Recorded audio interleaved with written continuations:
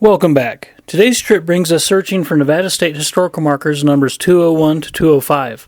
Located in Churchill County at the junction of US 50 and State Route 121 is an NDOT salt sand yard and our first marker in this series.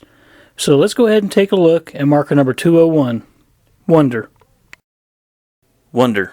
Located 13 miles to the north is the Camp of Wonder, a major mining center in the early years of the 20th century. Thomas J. Stroud and several others made the first locations in April 1906, and later that year the Wonder Mining District was organized.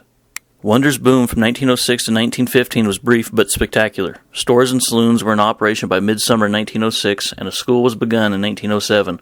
Bench Creek provided water for the camp, and an ice plant and a swimming pool made life somewhat more bearable. During a brief span of years, the Nevada Wonder Mining Company produced some $6 million in silver, gold, copper, and zinc.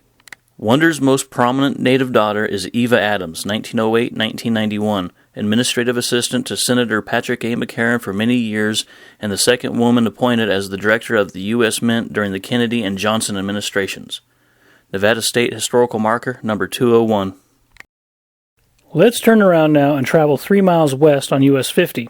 Here on the eastbound shoulder of US 50 is our next marker, bicentennial marker number 202, Fairview, 1905-1917. Fairview, 1905-1917, 1.5 miles south. Fairview was part of the renewed interest in mining, triggered by the strikes in Tonopah Goldfield. Discoveries in 1905 of a rich silver float led to a boom that lasted through 1906-1907.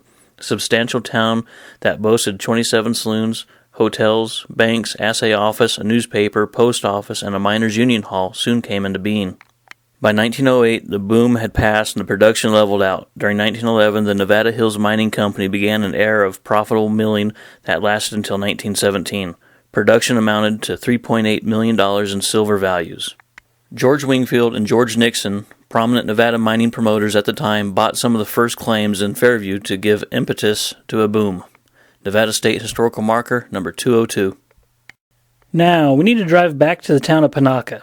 Just a little over a mile north of the junction of US 93 and State Route 319 will be our next bicentennial marker, marker number 203, Bullionville. Bullionville. Bullionville began early in 1870 when John H. Ely and W. H. Raymond removed their 5-stamp mill at Hyco and placed it at this point. The enterprise prospered, and during the next 2 years, most of the nearby Pioche mills were located here because of the proximity to water. The town grew rapidly, and by 1875 it had 5 mills, a population of 500, and the first iron foundry in eastern Nevada. During the same year, a water works was constructed at Pioche, which eventually led to the relocation of the mills. Although a plant was erected here in 1880 to work the tailings deposited by the former mills, this failed to prevent the decline of Bullionville. Nevada State Historical Marker number 203. Now, let's drive north on US 93 towards Pioche. At about 17 miles north of Pioche on the southbound shoulder will be another bicentennial marker, marker number 204, Jackrabbit. Jackrabbit. Local legend attributes the discovery to the locator picking up a rock to throw at a jackrabbit and finding himself holding high-grade silver. The Jackrabbit district, named for the mine, was located in 1876 by Isaac Newton Garrison. Early mine production of the camp, at one time named Royal City, was about 10 tons per day, carrying native silver in flakes, yielding about $40 per ton, sometimes as high as $2,000 per ton. Mineral production declined during the 1880s, but when a 15-mile narrow-gauge railroad was opened in 1891 between the Jackrabbit mine and Pioche, mining soon increased. After 1893, mines fell silent except for a few several short periods of activity in 1906 to 1907 and 1912 to 1914. Nevada State Historical Marker number 204.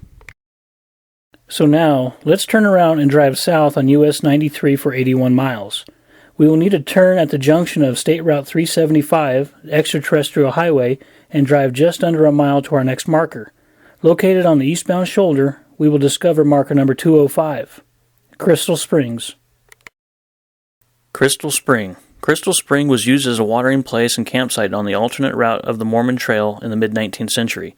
The town site was designated as the provisional county seat for Lincoln County in 1866, with the intention of organizing the new county. Governor Henry G. Blasdell left Carson City in April 1866, accompanied by over 20 people. After a perilous journey through Death Valley, California, they ran out of supplies and food. One man died, the others survived on lizards and other desert animals. The governor and another man raced to Logan City to obtain supplies and returned to the party, so they reached Crystal Spring. The governor found that the region lacked the number of voters necessary to meet requirements to become a county. A year later, the county government was organized at Hyco. Nevada State Historical Marker, number 205.